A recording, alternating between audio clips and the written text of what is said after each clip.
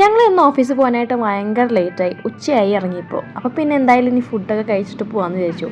പണ്ടൊക്കെ ഞങ്ങൾ പുറത്ത് പോകുമ്പോൾ എന്താ കഴിക്കാൻ വേണ്ടതെന്ന് ചോദിച്ചു കഴിഞ്ഞാൽ ആദ്യം തന്നെ ഞാനൊക്കെ പറഞ്ഞൊരു ബിരിയാണിയാണ്. പക്ഷേ ഹൈദരാബാദ് വന്നതിന് ശേഷം എന്ത് വേണമെന്ന് പുറത്ത് പോയി കഴിഞ്ഞാൽ ചോദിച്ചാൽ എനിക്ക് ചോറ് കിട്ടിയാൽ നന്നായിരുന്നു, എനിക്ക് ചോറ് വേണം, ആ ഒരു മൈൻഡാണ് ഇപ്പോൾ.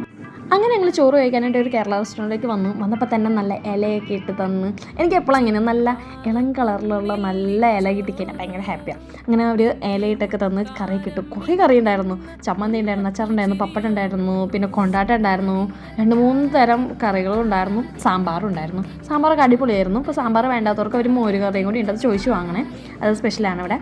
അത് കഴിഞ്ഞ് ഞങ്ങൾ സ്പെഷ്യലായിട്ട് ഓർഡർ ചെയ്തത് അവരുടെ നെത്തോലി ഫ്രൈയും മീൻകറിയാണ്. മീൻകറി ഒന്നും പറയാനില്ല, എനിക്ക് ഇഷ്ടപ്പെട്ടു. ഞാൻ വിചാരിച്ചു കേരളത്തിലെ മീൻകറിയിൽ അത്രയൊന്നും വരത്തില്ല ഇവിടുത്തെ മീൻകറിയെന്ന്, പക്ഷേ എനിക്ക് ഇഷ്ടപ്പെട്ടു. നല്ല മീൻകറി, നല്ല പുളിയൊക്കെയുള്ള നല്ല മീൻകറിയായിരുന്നു.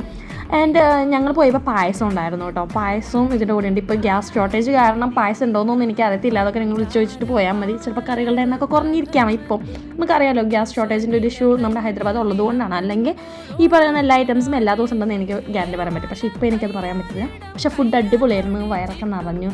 ഇനി ഓഫീസിൽ പോകണമെന്ന് വരെ ഞാനിങ്ങനെ ആലോചിച്ചെങ്കിൽ ഇപ്പോൾ എന്തിനാണ് ഓഫീസിൽ പോകണം. അതുപോലെ എനിക്ക് ഫുഡ് ഭയങ്കരമായിട്ട് ഇഷ്ടപ്പെട്ടു. ഫുഡൊക്കെ കഴിച്ച് എല്ലാം കഴിഞ്ഞ് ഞങ്ങൾ ബില്ലൊക്കെ കൊടുത്ത് അവിടെ നിന്ന് ഇറങ്ങി. അപ്പോൾ നമ്മുടെ ലൊക്കേഷൻ വരുന്നത് നമ്മുടെ കൊച്ചിൻ സ്പൈസസ്, DLF ഉള്ള കൊച്ചിൻ സ്പൈസസ് ആണ്. അപ്പോൾ എല്ലാവരും മസ്റ്റായിട്ട് പോയിട്ട് അവിടുത്തെ മീൽസ് ട്രൈ ചെയ്യാം. Okay, by.